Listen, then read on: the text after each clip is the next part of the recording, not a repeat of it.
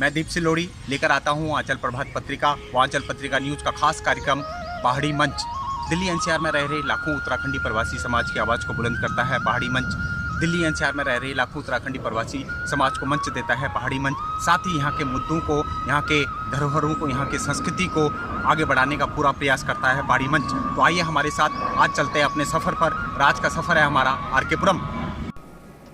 भाजपा के निगम पार्षदा तुलसी जोशी का कार्यालय आरकेपुरम सेक्टर 5 में है। तस्वीरों में हम आपको दिखा रहे हैं,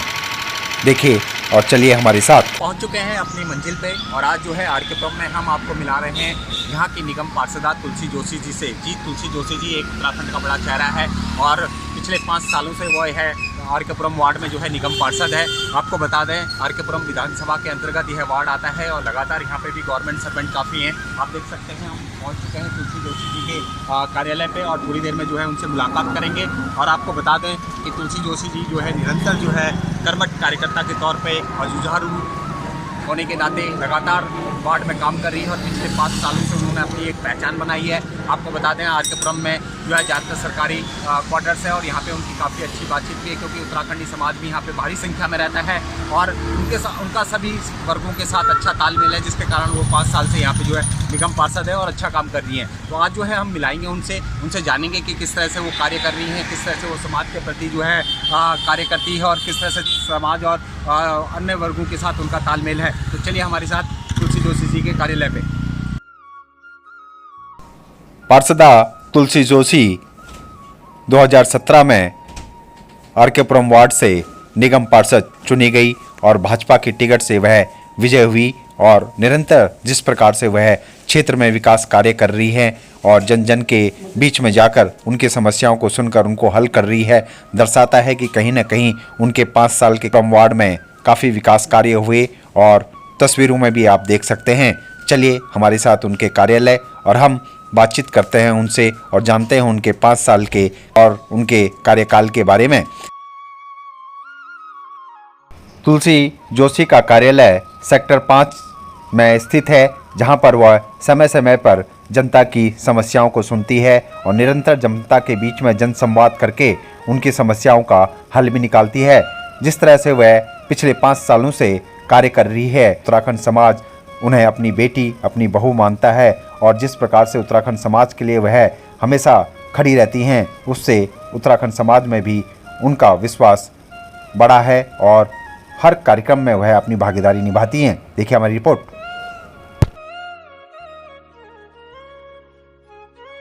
में रह रही लाखों उत्तराखंडी प्रवासी समाज की आवाज़ को बुलंद करता है पहाड़ी समाज। साथ ही जो है पहाड़ी समाज की आवाज़ को जो है बुलंद करता है, उनको जन जन तक पहुंचाता है और साथ ही संस्कृति, धरोहर और परंपराओं को जो है आगे बढ़ाने में पूरा प्रयास करती है पहाड़ी मंच की पूरी टीम। आज हम पहुंचे हैं आरकेपुरम विधानसभा के अंतर्गत आरकेपुरम वार्ड में। गए हैं आरकेपुरम विधानसभा के अंतर्गत आरकेपुरम वार्ड के अंदर, जहाँ पर उत्तराखंड समाज से और सभी वर्गों की एक जनपठित निगम पार्षदा तुलसी जोशी जी हैं, जो पिछले 5 साल से लगातार वार्ड की सेवा कर रही है और निरंतर पार्टी की सच्ची सिपाही बनकर कार्य कर रही है। आपको बता दें कि 2013 से उन्होंने अपने राजनीतिक जीवन सफर करा।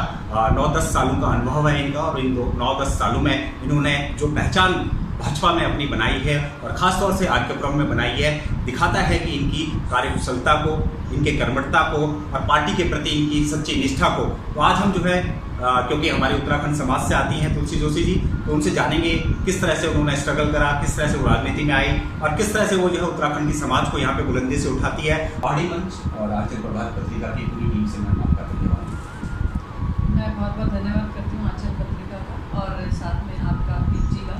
कि आप इस तरह से सभी लोगों से मिलकर, सभी जो भी रिप्रेजेंटेटिव हैं, जो भी उत्तराखंड समाज के पूरी दिल्ली के अंदर हमारे लोग हैं, उनसे मिलकर हम जानना चाह रहे हैं कि वो किस तरह से अपनी भूमिका समाज में निभा रहे हैं। तो उसके लिए मैं आपको बधाई देती हूँ। सबसे पहले मैम हमारे दर्शक जानना चाहते हैं कि आपकी पैदाइश कहाँ हुई, आपका बचपन कहाँ बीता, शिक्षा दीक्षा आपकी कहाँ हुई, फिलहाल वर्तमान में आप कहाँ रहते हैं, आप क्या करते हैं? जी, मैं ब्रॉट अप ऑन दिल्ली और बेसिकली मैं उत्तराखंड से बिलोंग करती हूँ। उत्तराखंड में मेरा मायका पिथौरागढ़ दसौली गाँव पड़ता है हमारा, दसौली से पाठक में,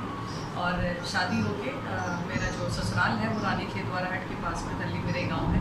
वहाँ के जोशी हैं हम लोग। और यहाँ पर दिल्ली में मेरे हस्बैंड यूडी मिनिस्ट्री में कार्यरत है, सरकारी विभाग में है, और मेरा एक बेटा है, वो ग्रेजुएशन कर रहा है, बीटेक कंप्यूटर साइंस, और आरकेपुरम क्षेत्र में जहाँ से मैं पार्षद यहीं हम रहते हैं। क्या लगता है कि शुरू से जो है आप में समाज के प्रति जो सेवा का भाव था, क्या वो शुरू से था? क्योंकि जिस तरह से आप राजनीति में सेवा कर रही हैं, तो क्या ये किस तरह से आपका राजनीति में आना हुआ, किस तरह से आपकी फैमिली ने आपको सपोर्ट करा था, उसके बारे में? देखिए, मैं बचपन में ही मेरे फादर की डेथ हो गई थी, मैं 6th क्लास में थी उस समय, और काफ़ी लाइफ चैलेंजिंग रही, और उस समय काफ़ी चैलेंजेस हमने फेस किए, किस तरह से सर्वाइव किया जाता है वो सब देखा, और उन सबको देखते देखते आगे मेहनत करते हुए हम आगे बढ़े। स्कूल किया, कॉलेज किया, मैंने दयाल सिंह कॉलेज से ग्रेजुएशन किया है, MBA किया है मैंने पुणे से, और फिर कॉर्पोरेट में मैंने जॉब की, और काफ़ी स्ट्रगलिंग लाइफ रही, और स्ट्रगल के साथ साथ मुझे लगा कि कहीं ना कहीं हमें समाज में ऐसे लोगों की आवश्यकता है कि जो ऐसे लोगों को, क्योंकि मैं खुद उन परेशानियों से जूझकर निकली थी, तो मुझे लगता है कि कहीं ना कहीं समाज में हमें ऐसे लोगों की आवश्यकता है जो ऐसे लोगों की मदद करे जिनको कोई रिश्तेदार मदद नहीं करता, कोई कुछ नहीं करता, तो ऐसे लोगों की हमें सेवा करनी चाहिए। तो उसके लिए आपको थोड़ा उठना पड़ता है, और मुझे लगता था कि मैं अब इस लायक बन चुकी हूँ कि मैं समाज की सेवा कर सकती हूँ। तो मेरा कॉर्पोरेट का खुद का 20 साल का एक्सपीरियंस रहा, और उसके बाद में फिर मैंने सोचा कि अब मुझे समाज सेवा करनी है, और मैंने जॉब क्विट करके फिर मैं पॉलिटिकल लाइफ जो है आपने शुरुआत की, धरातल से जो है आपने शुरुआत करी, और भाजपा में आप शामिल होकर जो है धरातल से जो है आपने मंडल शुरू किया, फिर जिले में आप कई पदों पर रही, और उसके बाद बड़ी जिम्मेदारी आपको पार्टी ने दी। तो जब मंडल में आपने ज्वाइन करा, किस तरह का एक्सपीरियंस रहा पहला आपका, किस तरह से जनता के बीच में आप गई, और क्या लगा कि जो कदम आपने उठाया वो सही है? देखिए, हम जब किसी भी पार्टी को ज्वाइन करते हैं तो पार्टी की विचारधारा से हम ओतप्रोत होते हैं, और पार्टी की विचारधारा, बीजेपी की पार्टी की विचारधारा हमेशा से एक अच्छे समाज को दर्शाया, परिवारवाद नहीं था, और किसी एक व्यक्ति विशेष को लेकर नहीं था। तो मैं शुरू से बीजेपी की हमेशा से सपोर्टर रही, और साइलेंटली पार्टी को सपोर्ट करती थी, और उसके बाद धीरे धीरे करके एक पार्टी वर्कर के रूप में आई यूज्ड टू वर्क। और फिर उसके बाद पर्टिकुलरली जो पोस्ट की हम बात करें, पोस्ट मैंने 2013 में ली, मैं वाइस प्रेसिडेंट थी आरकेपुरम मंडल में। उसके बाद मैं नई दिल्ली जिले में वोमेन विंग की जनरल सेक्रेटरी बनी, और उसके बाद मैं मेन जिले के अंदर सेक्रेटरी के पद पर रही, और उसके बाद पार्टी ने मुझे आरकेपुरम वार्ड से चुनाव लड़वाया, और चुनाव लड़के फिर पार्टी ने मुझे भिन्न भिन्न जिम्मेदारी दी। मैं स्टैंडिंग कमेटी की मेंबर रही, 2 साल साउथ जोन चेयरपर्सन रही, फिर डिप्टी चेयरमैन स्टैंडिंग कमेटी रही, और अभी वर्तमान में भी मैं स्टैंडिंग कमेटी की मेंबर हूँ। तो 5 साल पार्टी ने मुझ पर विश्वास जताया, मुझे भिन्न भिन्न पद दिए, उन सभी पदों पर मेरा पूरा प्रयास रहा कि मैं अपना बेस्ट दूँ। हम देखते हैं कि पार्टी के कई सच्चे सिपाही हैं, काफ़ी साल लग जाते हैं उनको, लेकिन आपने अपनी कर्मठता से, कुशलता से जो है बड़ी जल्दी जो है 2017 में जो है नगर निगम का टिकट लिया, और यहाँ से भारी विजय भी प्राप्त करी आपने। उत्तराखंड समाज को कि आरकेपुरम गवर्नमेंट सर्वेंट क्वार्टर्स हैं, यहाँ पे उत्तराखंड कई संस्थाएँ भी मौजूद है, हर सेक्टर में एक न एक संस्था यहाँ पे मौजूद है। तो क्या लगता है कि अपने समाज के बीच में जब आप पहली बार पहुंची वोट मांगने के लिए, तो समाज का कितना साथ मिला? क्योंकि वैसे तो सभी वर्गों का आपको साथ मिलता है, बट अपने समाज का कैसा लगा आपको उनके बीच में जाके, और उनका क्या रिस्पॉन्स मिला? देखिए, जब हम चुनाव लड़ते हैं, जाहिर सी बात है, समाज नहीं, हम पूरे एरिया के बेस पे हम चुनाव लड़ते हैं। और मेरे यहाँ जो सोसाइटी है, बेसिकली आरकेपुरम में गवर्नमेंट कॉलोनी है, और 11 झुग्गी क्लस्टर्स हैं, यहाँ पर सेवा बस्तियाँ हैं, ये पूरा कॉम्बिनेशन है मेरे वार्ड का। और जाहिर सी बात है, जब मैं उत्तराखंड समाज की बेटी हूँ, उनकी बहू हूँ, तो जब मैं चुनाव में उतरी तो मुझे एक अलग ही अनुभव प्राप्त हुआ। उत्तराखंड समाज ने मुझे बहुत सपोर्ट किया, और नहीं, मतलब आप ये समझ लीजिए, जब चुनाव में हम इलेक्शन कैंपेनिंग में गए, लोगों से मिले, और जब इलेक्शन हुआ, और इलेक्शन के बाद में लोगों ने ये कहा, लोगों की वर्डिंग थी, दूसरी पार्टी के लोगों की वर्डिंग थी कि तुलसी जोशी को तो कांग्रेस के लोगों ने भी वोट किया है जो उत्तराखंड समाज से थे। तो जब कहीं ना कहीं हमारा समाज, हम किस जाति से बिलोंग करते हैं, किस धर्म से बिलोंग करते हैं, किस स्टेट से बिलोंग करते हैं, वो कहीं ना कहीं मैटर बहुत करता है। और क्योंकि हमारे उत्तराखंड समाज के लोग यहाँ पर बहुत हैं, तो उनका पूरा स्नेह, पूरा सपोर्ट मिला, जिसकी वजह से मैं इतने अच्छे मार्जिन से, ऐसा वार्ड जहाँ पर बीजेपी मुश्किल से जीतती है, क्योंकि यहाँ सेवा बस्तियाँ बहुत हैं, सेवा बस्तियों का उतना सहयोग हमें नहीं मिलता, बट बावजूद उसके पूरा उत्तराखंड समाज ने हमें सपोर्ट किया, और पब्लिक ने भी सपोर्ट किया, और उसकी वजह से मैं 2800 वोट के मार्जिन से दिल्ली के आरकेपुरम वार्ड से 5 साल पूरे होने वाले हैं। उससे पहले हम जानना चाहते हैं कि आरकेपुरम वार्ड में आपने क्या क्या विकास काम किए, क्योंकि आप कई पदों पर भी रही हैं, आप जो है नगर निगम में भी रही हैं, साउथ जोन में भी रही हैं, आपने इतने बड़े बड़े पदों पर रहते हुए कई काम करवाए हैं और क्या लगता है आपको जो 5 साल आपने काम किया वो पूरी तरह सफल हुआ?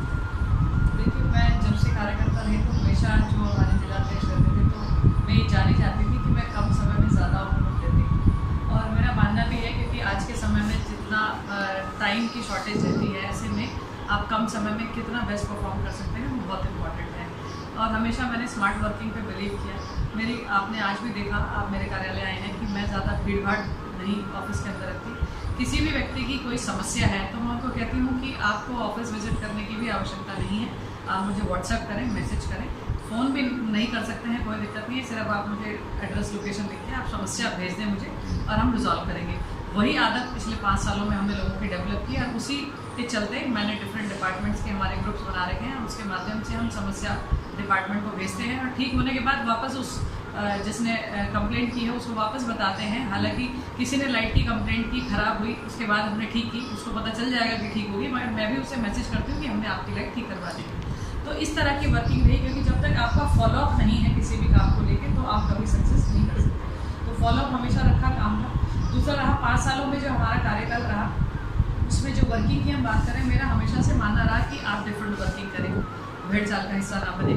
जैसा सब कर रहे हैं उसी तरह से आप ही उसी भेड़ चाल में चलें, ऐसा नहीं किया। कुछ अलग हटके रोड बनाना हमारा काम है, इंटरलॉकिंग करना हमारा काम है, सैनिटेशन हमारा काम है, लाइट लगाना हमारा काम है, बट इसके बियॉन्ड हटकर हम क्या करा हमने, मेरा मानना है वो ज़्यादा इम्पॉर्टेंट है। तो उससे हटकर मैंने जो किया, हमारे वार्ड के अंदर मैंने सबसे पहले काउंसलर बनते ही, क्योंकि हमारे यहाँ सेवा बस्तियाँ बहुत हैं, तो वहाँ पर हमने ओपन डेफिकेशन बहुत होता था, तो बच्चों के लिए एक सबसे पहले मैंने टॉयलेट बनाई, जो पूरी दिल्ली में पहली टॉयलेट है जो सिर्फ बच्चों की है।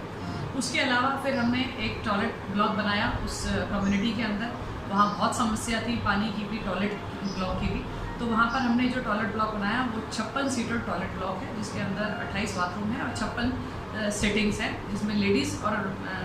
मेल्स का डिफरेंट फ्लोर्स हैं, डिफरेंट कंपार्टमेंट हैं। उसके अलावा तीसरी बात हमने साउथ जोन का पहला ऑडिटोरियम हमने बनाया है, सेक्टर 6 के अंदर वो बना है। साउथ एमसीडी की लैब, टेस्टिंग लैब जो होती है, जो मटीरियल टेस्ट करती है, वो लैब हमारे बोर्ड के अंदर बनी है। हमारे यहाँ बहुत सारा नाले, क्योंकि आर के पुरम पूरा नाले के ऊपर है, तो वो हमने उसको ठीक करा, क्योंकि वहाँ बहुत इलीगल एक्टिविटीज़ होती थी, उसको हमने पूरा यूनिट रूप में बनाया। ये काम हमने अलग करके चीज़ की। इसी तरह से अम्बेडकर बस्ती में एक हमारे यहाँ पर कैंप है बहुत बड़ा, जो बेसिकली काम दिल्ली सरकार का है, लेकिन क्योंकि वो लोग नहीं करते हैं, लेकिन हमको जनता की आवाज़ सुनाई देती है, तो हमने डीडी से बात कर वहाँ पर भी हम एक टॉयलेट ब्लॉक बनाने जा रहे हैं। तो इस तरह की हमने डिफरेंट वर्किंग की, और डिफरेंट वर्किंग से जब भी मैं कुछ करती हूँ तो मीडिया वाला जब भी इंटरव्यू लेने आता है तो वो यही कहता है कि मैडम ये भी पहला ही होगा। तो मेरा मानना है कि पहला जो होता है वो पहला ही होता है, उसके बाद दूसरे तीसरे को कोई याद नहीं रखता। सो मेरी हमेशा कोशिश है कि कुछ हटके करें, कुछ डिफरेंट करें, ताकि लोगों को याद रहे कि मेरे कार्यकाल में मैंने ये चीज़ की। जिस तरह से दिल्ली में जो है आपकी सरकार है और लगातार नगर निगम के साथ जो है दिल्ली सरकार के टकराव बना रहता है, लगातार आप भी जो है कई मुद्दों पे आवाज़ उठाती रहती हैं, चाहे वो शराब का मुद्दा हो, चाहे एमसीडी के कर्मचारियों का वेतन का मुद्दा हो, कई सारे मुद्दे हैं, आपसे टकराव बहुत होता है केजरीवाल सरकार और नगर निगम का।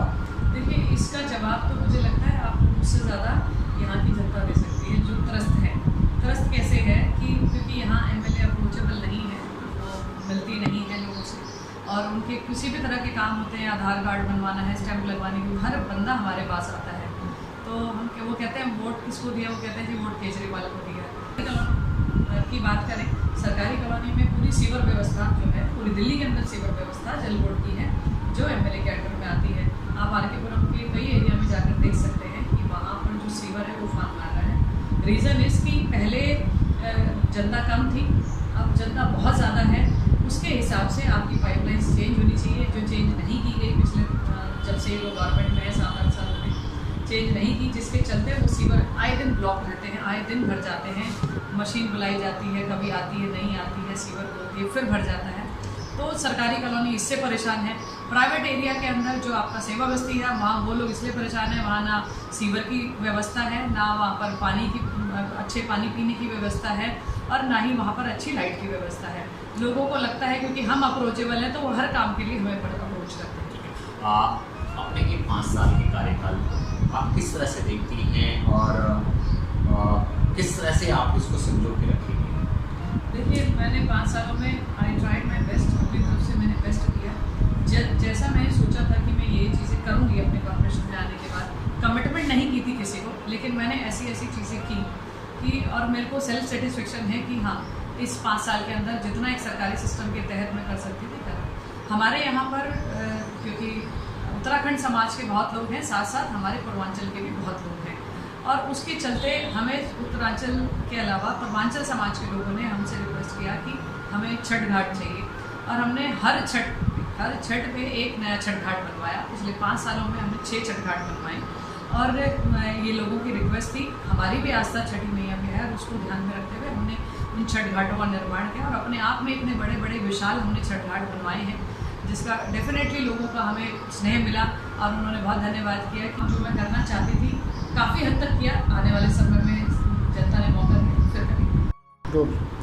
ब्रेक से पहले हमने पार्षद तुलसी जोशी जी से उनके कैरियर के बारे में बात करी, उनके राजनीतिक सफर के बारे में बातचीत करी, और उन्होंने बताया कि जिस तरह से वो भाजपा की सच्ची सिपाही बनकर जो है कार्य कर रही है। अपने 5 साल में जो है उनके आरके वार्ड में जो है विकास के कई कार्य करेंगे, सभी कार्य उन्होंने हमें गिनाए, और साथ ही जिस तरह से वो सर्व समाज का सम्मान उनको मिल रहा है। अब ब्रेक के बाद ही जानेंगे कि किस तरह से उत्तराखंड समाज के सांस्कृतिक कार्यक्रमों में वो भाग लेती है, उत्तराखंड समाज को किस तरह से जोड़ रही है, और जिस तरह से उत्तराखंड प्रकोष्ठ दिल्ली में काम कर रहा है, क्या लगता है कि आने वाले समय में उनकी कितनी भागीदारी होगी, और उत्तराखंड समाज लाखों की संख्या में रहता है दिल्ली एनसीआर में, क्या लगता है कि वो एकजुट हो पा रहे हैं, नहीं हो पा रहे हैं, इन सभी मुद्दों पे बातचीत करेंगे। फिलहाल लेते हैं एक ब्रेक।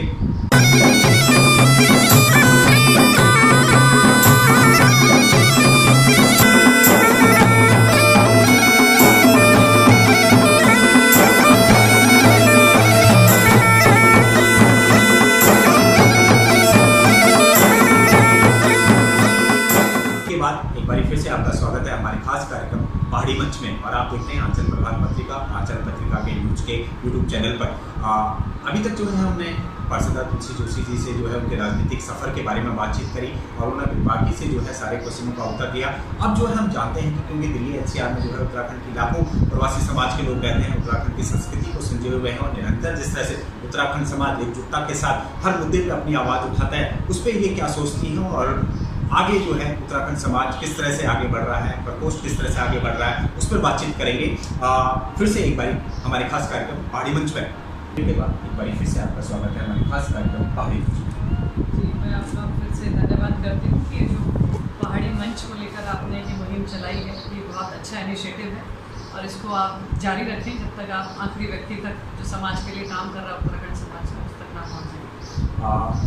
अब हम जानना चाहेंगे, क्योंकि दिल्ली एनसीआर में लोग कहते हैं कि लाखों की संख्या में उत्तराखंड प्रवासी समाज रहता है, और उत्तराखंड प्रवासी समाज की कई संस्थाएं, आरकेपुरम में भी हमने देखा कई संस्थाएं हैं जब सांस्कृतिक कार्यक्रम करते हैं, और आप लोग उनमें बढ़ चढ़ कर भाग लेती हैं। तो क्या लगता है कि आपको कि उत्तराखंड संस्थाएं कितना योगदान निभाती हैं अपनी संस्कृति का प्रचार प्रसार करने में और एकजुट करने के लिए? देखिए, ये स्पेशली जब से भाजपा की सरकार आई तब से मैंने देखा कि इस चीज़ के ऊपर बहुत ज़्यादा जोर सभी समाज के लोगों ने दिया अपनी संस्कृति को आगे बढ़ाने में, चाहे वो पूर्वांचल है या और समुदाय है। और उत्तराखंड की हम बात करें, मैं उसी समाज से आती हूँ, तो उत्तराखंड समाज के हमारे ही नहीं, हमारे क्षेत्र में ही नहीं, बाकी सभी पूरी दिल्ली में हम देखते हैं कि जब भी कोई भी कार्यक्रम, चाहे वो उत्तरायणी है, चाहे होली का कार्यक्रम है, बहुत बढ़ चढ़ के मनाने हम लोग लगे हैं। पहले आज से कुछ साल पहले की हम बात करें, 7-8 साल पहले, तो ये सब चीज़ें देखने को इतना नहीं मिलती थी, लेकिन अब समाज सजग हुआ है। और उत्तराखंड समाज की हम बात करें तो हमारे यहाँ आए दिन कार्यक्रम होते हैं, हम भी कार्यक्रम करते हैं। बाहर हमारे यहाँ सामने जो प्रांगण है, इसी में हम लोगों ने कई कार्यक्रम किए हैं। सकरात होती है, जब उत्तरायणी होती है, उत्तरायणी का कार्यक्रम हम करते हैं। लोग अपने घरों से घुघुत बना के लाते हैं, क्योंकि कुमाऊँ में घुघुत बनाए जाते हैं, गढ़वाल में नहीं। तो लेकिन क्योंकि हम एक ही समाज से हैं, तो हम मिलजुल के उस कार्यक्रम को मनाते हैं। उत्तराखंड में कुमाऊँ में पिछौड़ा होता है, गढ़वाल में नहीं होता, लेकिन गढ़वाल के लोग भी पहनने लगे हैं। तो ये जब हम लोग मिलते हैं, इंटरेक्ट करते हैं, एक दूसरे के साथ एक्सचेंज करते हैं, तब हमें एक दूसरे की पौराणिकता के बारे में पता चलता है, और लोग इन्जॉय करते हैं उस सिस्टम को। उस पर हमारे उत्तराखंड समाज की सोसाइटीज़ भी हैं जो कार्यक्रम करती रहती है। अभी होली पे भी हम थे, तो होली पे भी होली का कार्यक्रम भी किया। तो सभी समाज, मतलब उत्तराखंड के सभी जगह में, चाहे वो संगम विहार कहें, आप दिल्ली के किसी भी, आप विनोद नगर कह लें, बाड़ी करें, सभी जगहों पर बहुत बड़े बड़े भव्य कार्यक्रम होते हैं। लोग बढ़ चढ़ के उस संस्कृति का मजा भी लेते हैं, इस कार्यक्रम का आनंद लेते हैं और कार्यक्रमों में आते भी हैं। संस्कृति को आगे बढ़ाने की हम बात करें तो जाहिर सी बात है, जो हमारी पीढ़ी है आगे,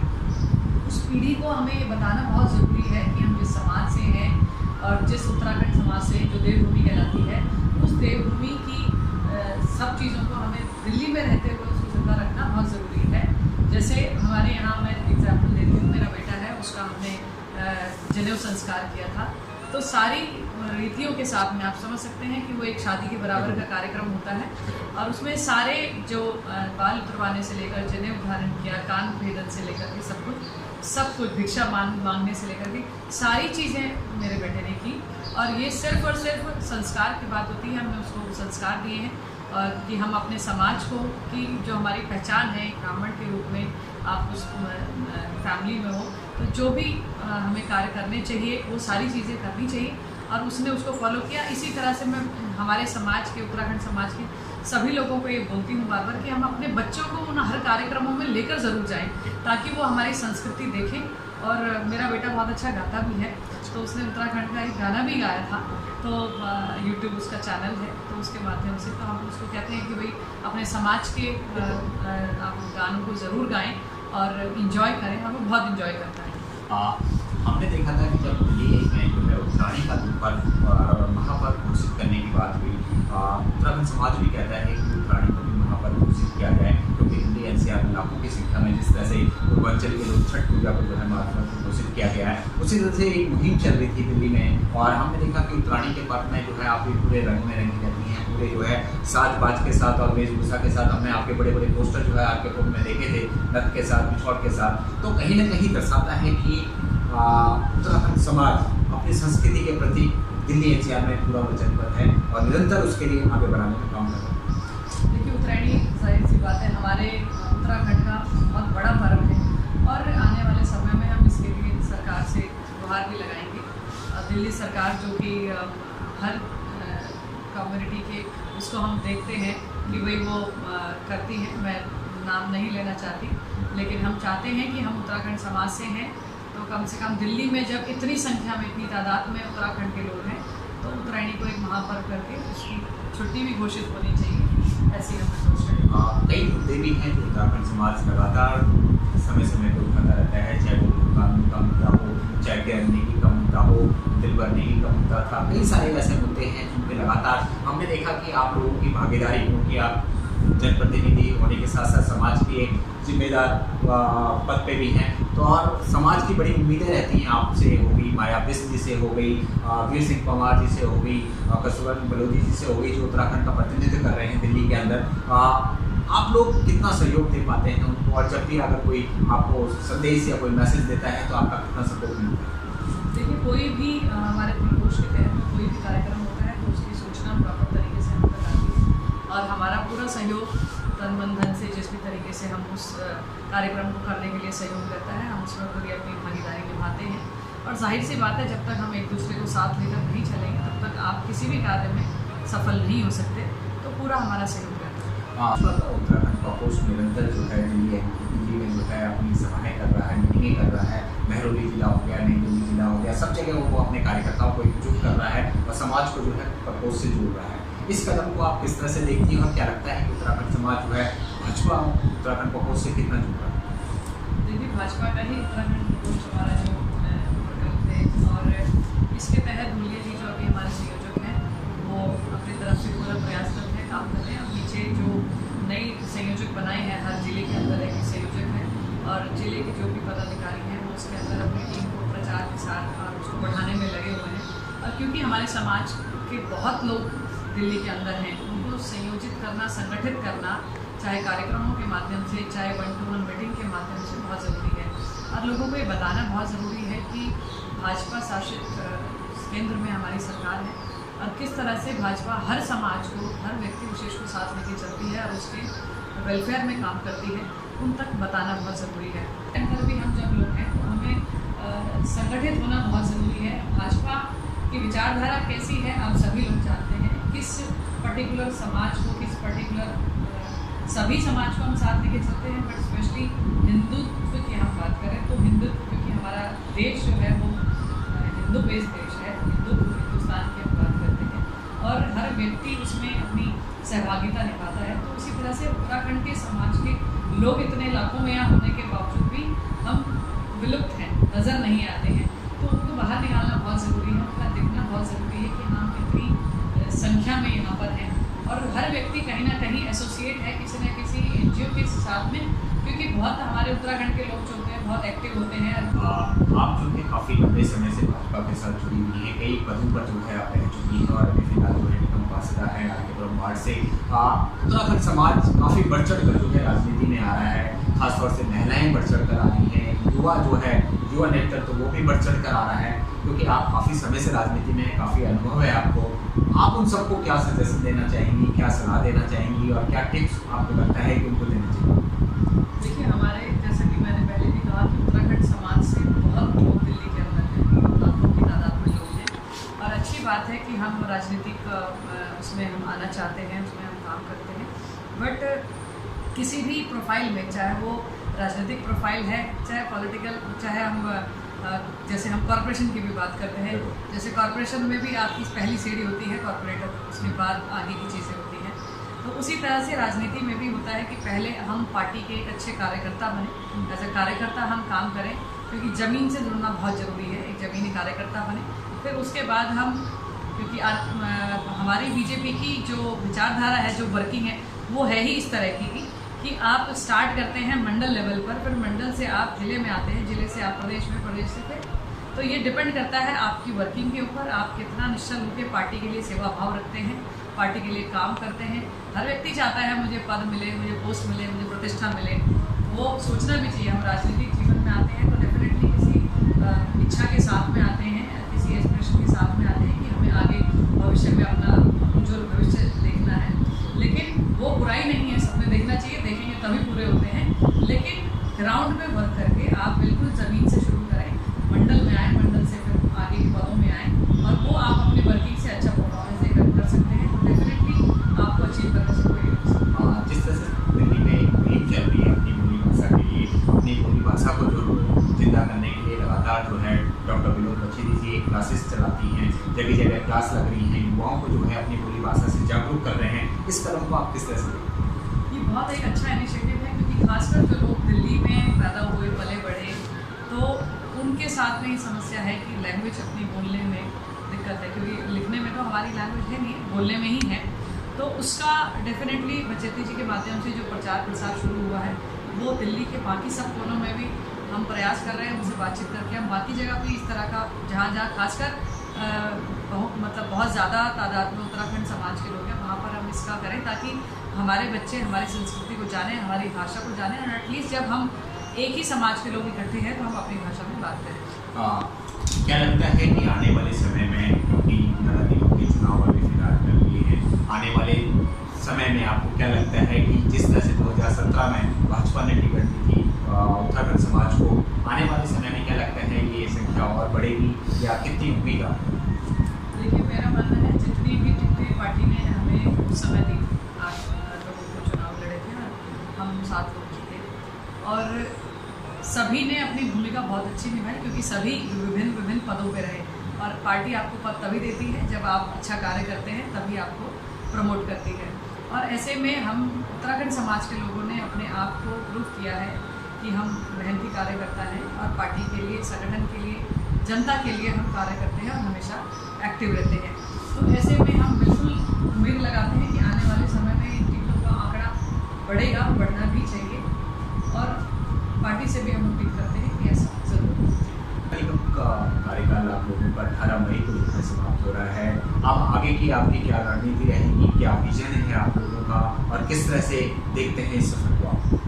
देखिए, 5 साल का सफ़र बहुत अच्छा रहा और रही आगे की बात, क्योंकि पार्टी के कार्यकर्ता हैं तो डेफिनेटली समय समय पर पार्टी की डायरेक्शंस आती हैं, पार्टी के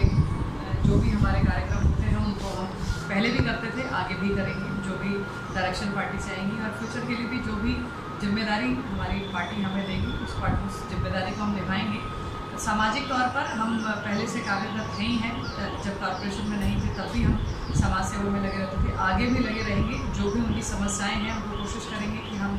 सॉल्व कर पाएँ, क्योंकि मेरा जो एरिया है इसमें CPWD का बहुत ज़्यादा, क्योंकि CPWD कॉलोनी है तो CPWD के काम भी हम लोग करवाते हैं डिपार्टमेंट के माध्यम से। वो निरंतर जारी रहेंगे। उनके माध्यम से DM के माध्यम से एक स्वरोजगार योजना हम चला रहे हैं, जिसमें हम लोगों को ट्रेनिंग देंगे अलग अलग कार्य की, जैसे सोप बनाना या अगरबत्ती बनाना, उस तरह का। फिर उनको हम स्वरोजगार देंगे जिससे वो सेल्फ अपना कमा सकें और इंडिपेंडेंट हों। तो इस तरह की मुहिम हम चलाते रहते हैं और छोटे छोटे कार्यक्रम, गेम्स या कल्चरल प्रोग्राम हम करते रहते हैं। तो उसके माध्यम से हम समाज के साथ जुड़े रहेंगे। जाते जाते हम ये कहना चाहते हैं कि दिल्ली NCR में उत्तराखंड समाज, चाहे RKPRM रहता हो चाहे कहीं भी रहता हो दिल्ली NCR में, अगर वो तुलसी जोशी से संपर्क करना चाहे, अपनी आवाज़ को आप तक पहुंचाना चाहे, तुलसी जोशी जी का कितना उनको सपोर्ट मिलेगा और आपकी आवाज़ कितनी बुलंदी के साथ उनके साथ मिलेगी? देखिए, मैं हमेशा, मेरा जो संपर्क सूत्र है, फ़ोन नंबर है, वो हमेशा अवेलेबल रहता है, नेट पे भी अवेलेबल है और सभी लोग बहुत आसानी से मुझे अप्रोच कर पाते हैं। अभी भी RKPRM के बाहर में कितनी जगहों से मुझे फ़ोन आते हैं इन्फॉर्मेशन मांगने के लिए। मैं कभी किसी को मना नहीं करती। मैं कभी ये नहीं कहती कि मैं RKPRM से काउंसलर हूँ तो आप उनसे बात करें, उनसे बात करें। मैं हमेशा उनको वो जो कन्वीनियंट उनको इन्फॉर्मेशन चाहिए होती है वो पहुँचाती हूँ। बाकी मेरा मेल ID है, संपर्क नंबर मैंने आपसे कहा, और रहती मैं RKPRM में ही हूँ, तो ऐसा नहीं है मैं अप्रोचेबल नहीं हूँ। सेक्टर 9 में मेरा निवास है,